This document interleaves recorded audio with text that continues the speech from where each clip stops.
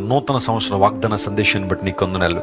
సంవత్సరాది మొదలుకొని సంవత్సరాంతం వరకు దేవుని కన్నులు దాని మీద ఉండును అని ప్రభువా నీ లేఖలను రాయబడిన రీతిగా నీ కను దృష్టి మాకు ధైర్యాన్ని, బలాన్ని, ప్రభువా నీ ప్రణాళికలు మా జీవితంలో నెరవేర్చబడే పరిస్థితులను అంతమాత్రం కాదు మా ప్రార్థనలకు జవాబును అనుగ్రహిస్తామని మేము విన్నాం.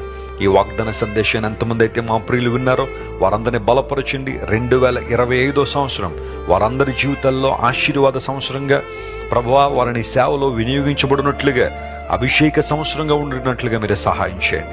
వారి ప్రతి అక్కర అవసరము నీ మహిమాశను తీర్చిన ఆయన ఊహించలేని మేళ్లు, అద్భుతాలు, ఆశ్చర్యకరాలు వారి జీవితంలో జరిగించండి. మహిమతో వారు నింపండి అయ్యా.